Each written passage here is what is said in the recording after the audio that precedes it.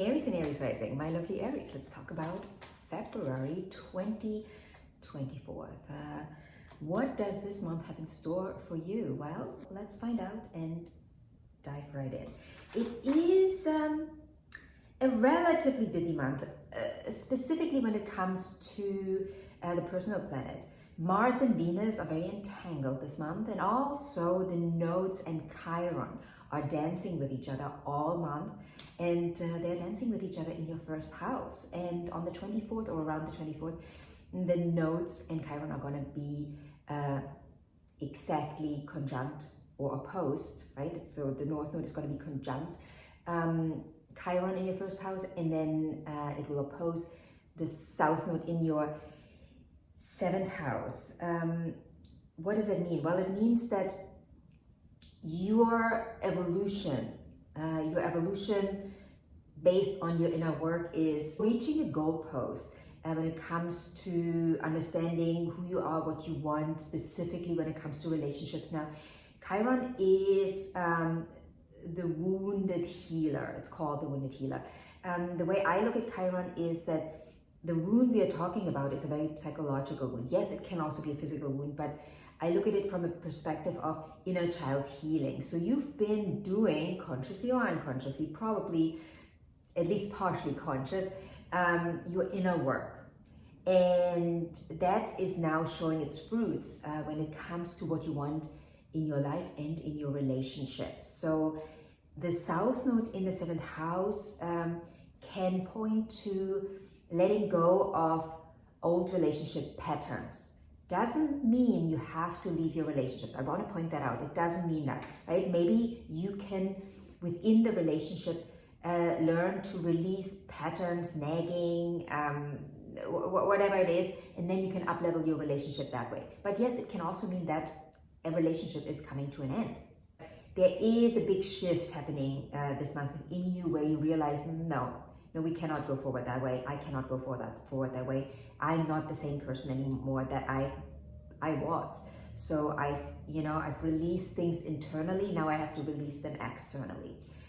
And it is probably going to be a big month when it comes to relationships for you. Also because, like I said, Mars and Venus are entangled quite a bit this month, and they will conjunct also towards the end of the month. But let's start with the 5th of February. The 5th of February, we have Venus, Mercury, and the Sun involved, and also Chiron. Chiron is sextiling the Sun. Venus is squaring Chiron.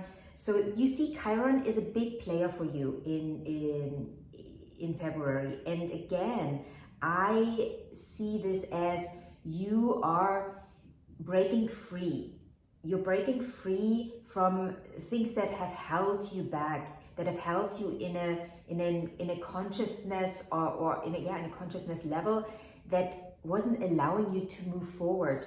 Maybe you've had ideas of things that you wanted, but you couldn't even get close because your patterning, your thinking pattern, your behavioral pattern was holding you in a state that didn't allow you to go there, right? You were kind of like in a soup and stirring the same soup, wondering why you're not getting anywhere.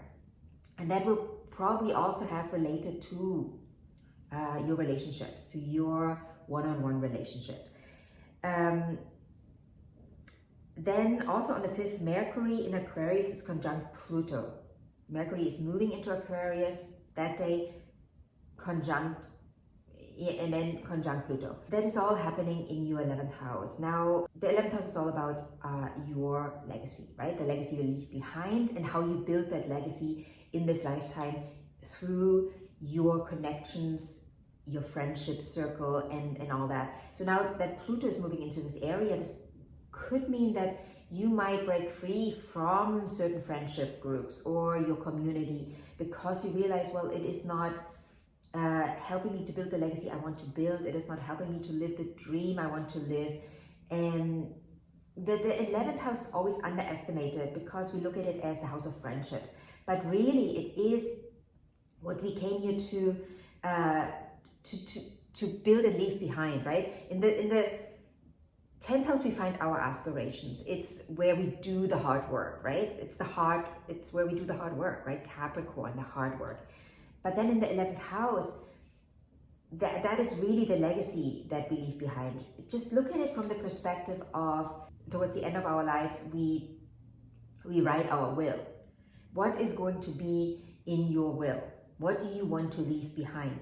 What do you want to be known for? What do you want to continue? What is your legacy that you want your children to continue, the world to continue, the collective to continue? And yes, it can be that big, or it can be small, right? It can be something that relates to your family.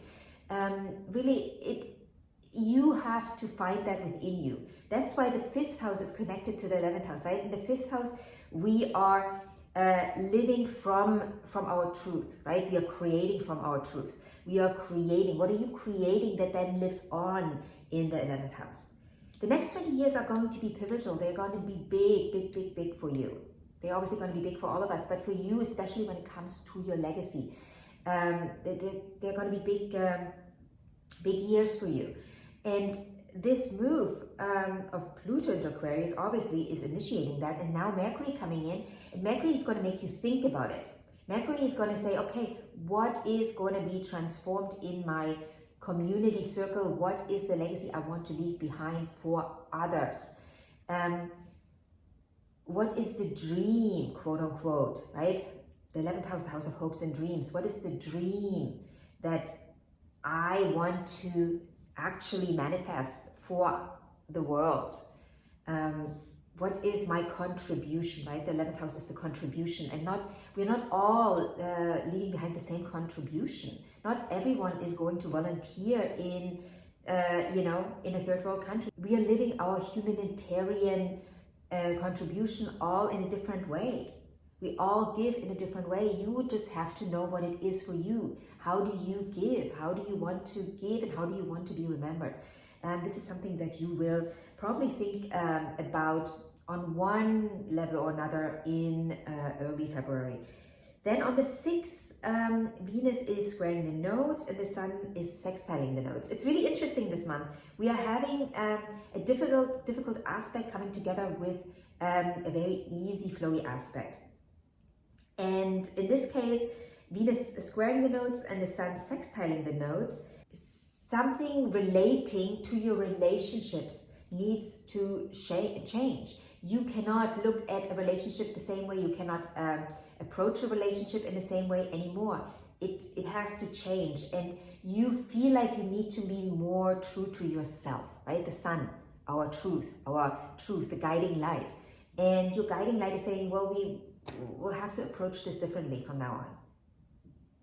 You want to be more truthful. Maybe you've been shedding a lot internally, right? And it has left your system, and now you have to apply it in the outer world. And that sometimes can be a bit difficult, right? And Venus squaring the nodes is telling us, well, there is a bit of a challenge here, an obstacle to overcome. Maybe you have to say something to someone that you've been holding back for a long time. You didn't really want to say it to that person. Now it is time. Or maybe that person is going to say something to you that might be difficult for you to hear. Maybe you didn't want to hear it. But it is the truth for both of you, right? It is the truth for your relationship.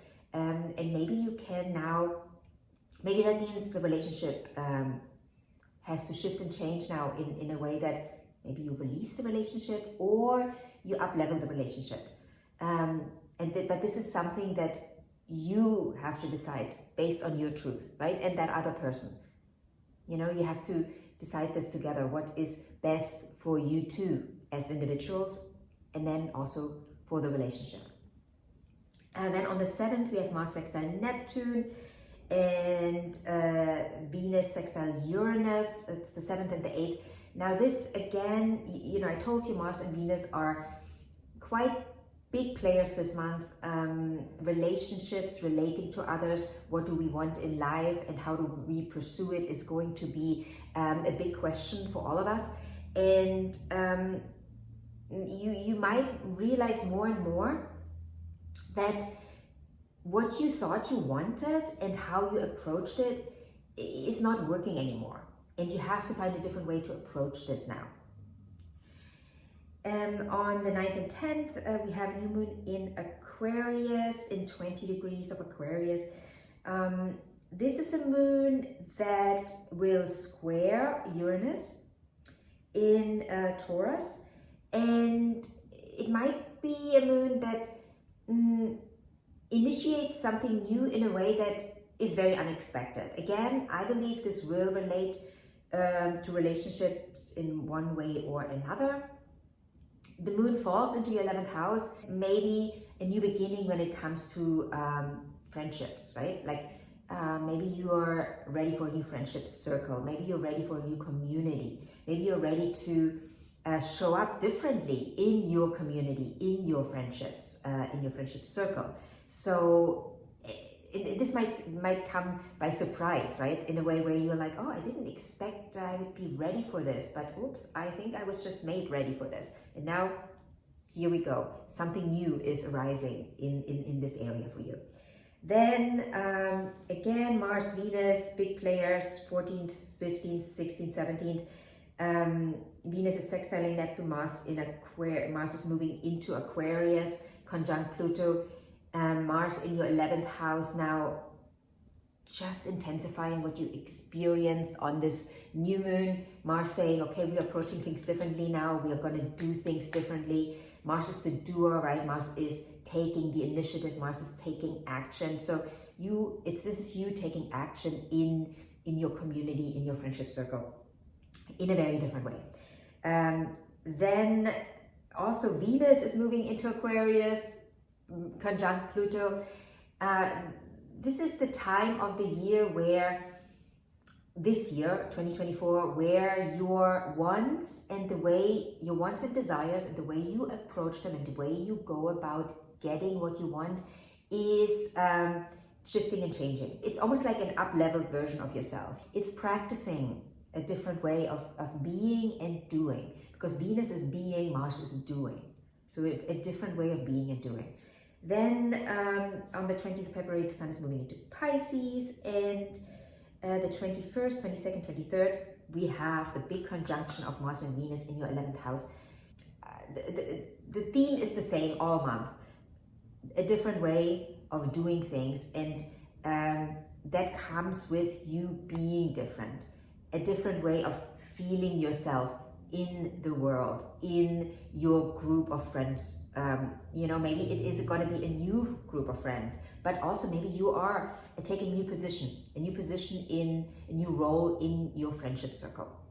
Then also on February 24th, we have the full moon in Virgo, 5 degrees of Virgo. So this moon is going to be all about restructuring your day-to-day, adapting your day-to-day, understanding what needs to shift and change in your routines, in the routine that you have in your work life, but also your health. What makes you feel better? What makes your body function better? What makes you feel more alive, quite literally alive, but also on a level of, how do I feel fit? What do I need to do now? Maybe I need to change my workout routine. Maybe I need to change, my bedtime routine. This is a very practical moon. And it falls into a very practical area in your life, your 6th house. So I think this is a moon that is really asking you to look at what you need now to give your best. What do you need? What do you need to eat? How do you need to behave? What are your sleeping patterns? It's very, it's all related to very practical matters. And we just started Pisces season, where we often dream of the bigger vision of life, what we want. And this moon is saying, okay, if you want something bigger, what do you have to do? How do you have to live now? Who do you have to become? And how does that look on a day-to-day basis, so you can move into that direction, right? Into the direction of your dreams. Then on the 27th, 28th, 29th, again, we have a lot of aspects, like all aspects with personal planets: Mars squared Jupiter, Sun conjunct Mercury, Sun conjunct Saturn. Again, very practical aspects as well, where you have to look at your patterning, your behavioral patterning. Sun conjunct Mercury and Sun conjunct Saturn are all in your 12th house. This is a practical approach to spiritual living, right? Your spiritual life. Maybe you have to implement a very regular meditation routine. You know, maybe that can help you to, first of all, feel better, but then also do better, right? Because when we feel better, we do better, generally. We have more energy to tackle the daily tasks if we feel better.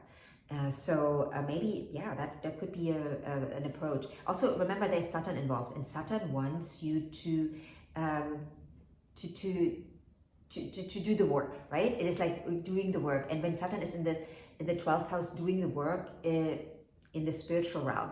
So whatever that means, you know, maybe that it means praying for you, maybe that means meditation for you, maybe that means daily walks, maybe it's a yoga routine that you want to implement. But it is generally something that you do for yourself on your own. You can do it in a group. Obviously, you know, when you go to a yoga class, you're in a group session, in a group setting there, but you're doing it for yourself, right? It is like something you do for you. It's like a self-care routine, a spiritual self-care routine. That is really, really important, because this will also energize you. And again, you know, you will feel better. And when you feel better, you will do better. That body and mind realignment is really, really important this month, especially for you, you know, looking at the focus on the 6th house and the 12th house, but also the 1st house and the 7th house. So, yeah, if you have any questions about this month, feel free to ask in the comment section below. If you want a personal reading, you can click on the link in the description box. And anything else, send me a message if you want to work with me one-on-one on a coaching basis. Yeah, we can have a little chat about that. And I'll see you in the next video. Have a beautiful month.